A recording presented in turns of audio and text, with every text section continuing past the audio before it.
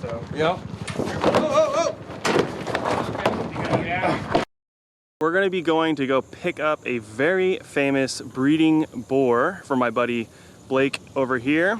You've probably seen me talk about him in a couple videos. He's the one who taught me all about butchering pigs and helped me to do all that. So check out that video if you want to see us butchering some pigs. But today we're getting him Rambo from Cliff Davis. And if you don't know who Cliff Davis, Spiral Ridge Permaculture, he's just an incredible farmer, land designer, and he's been breeding these Durocs for quite a long time now. And he's created just a famous and just beautiful breed that produces almost Wagyu-like intramuscular fat in the pigs. So anyways, pretty cool stuff. So we're gonna go drive out to Summertown, Tennessee. I'm gonna show you a little bit of what his farm looks like. We're about to move George, which is Blake's big breeding boar, and he's gonna be replaced by Rambo. Oh, look at him. Look at how big, listen, he smells the food. So this is George.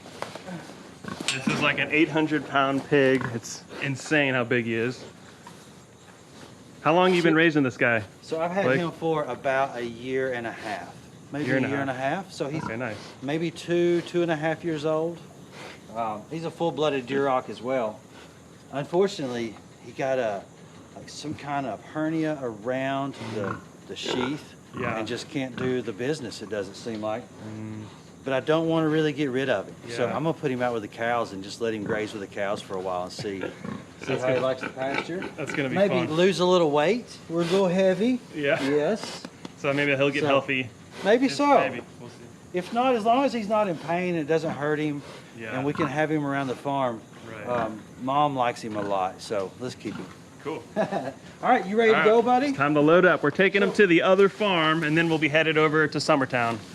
Yeah, and then, like, I haven't fed him today, and I've let him smell the food here, and just putting a little on the trailer. When we open the gate, I feel like he's just gonna slide in. Which way to go? There you go. There you go, boy. So that's why we call him Big George right there. Big George. Come on, buddy.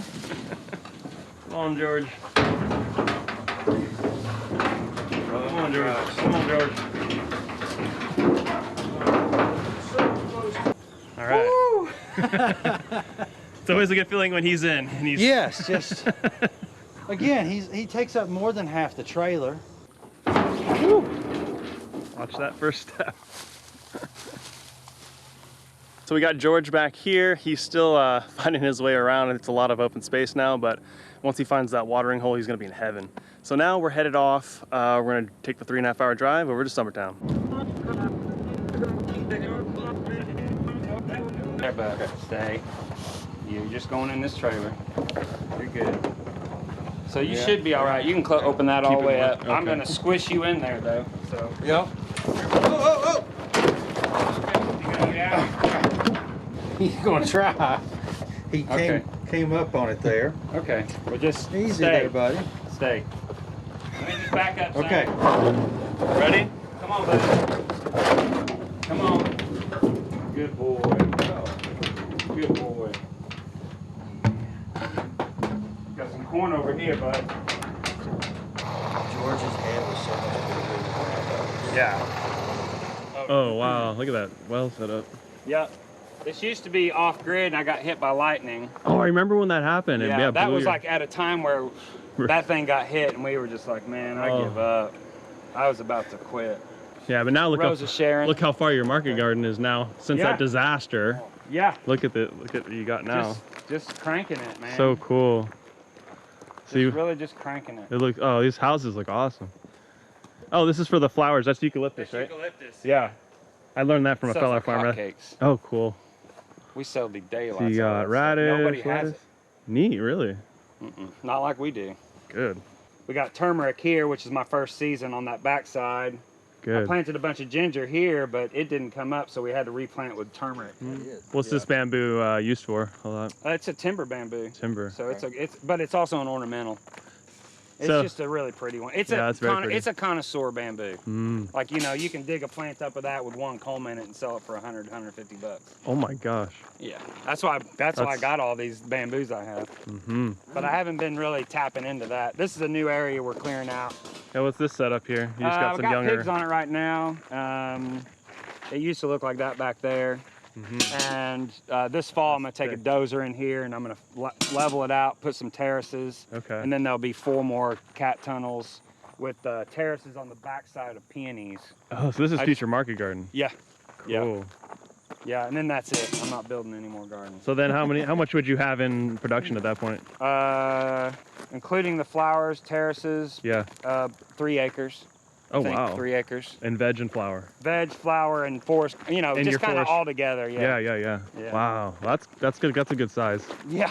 Yeah. And it's all terraced, you know? Right. So, takes a lot of time. And we work it all by hand. It's these super are straight. black locusts. I'm harvesting these this winter too. Those are good fence posts. Real good. Or building posts, you know? Yeah. And then I'm going to use all those poplars for rafters because they're straight as an arrow. Oh. So you mill them into... No, I'm just going to use them round pole. Oh, wow. Yeah, I'll show you. I'm gonna start using this stuff on a barn model that I built down here. This is our boar pens, actually. So I've got a boar in here, man-eater. He's in there now. We're kind of separating the boars. And then I just recently built this out of all Amish lumber. I used some 4x4s, regular pressure treated, but I had those laying around. And I had a bunch of lumber that I'd milled. And so we just remilled it on site right here with a big saw and then built this thing. I think I got $1,000 in it. The roof was the most expensive. Okay. The tin. Yeah. The tin and the cattle panels. I got a bunch of wood chips that I'm bringing down. I'm gonna start filling up these bays so I can get a super deep litter. Super deep mold. Yeah. You can't get it too deep. That's my experience. You can't get too much in there. Yeah, that's right. That's what I would say too. But yeah, I'm gonna do deep litter in here. But then I think I'm gonna start building these kind of like around the farm. Because they're just so like. It's nice to have a place to put your boar. Well, I can open this up, just pull it out and open this up, and I can move one over into there and move one over into here. That's smart. You know, I would make it 4 bays the next time. Awesome. Yeah, that's man-eater there. Man-eater. Now, how old is Rambo? Rambo will be 3 years old in December. Okay. He's still got a lot. He's still got some growing. He'll probably grow until he's 6 years old, 7 years old. Wow. Seriously. He's gonna be a big pig, man. He's so long-legged. He's gonna be big. The thing about him, he doesn't need any more than 3 or 4 pounds of feed a day. How do you keep him from not knocking the sows away from the feed? That's the hardest part. That's why you got these boar pens? That's why I'm building boar pens. Okay.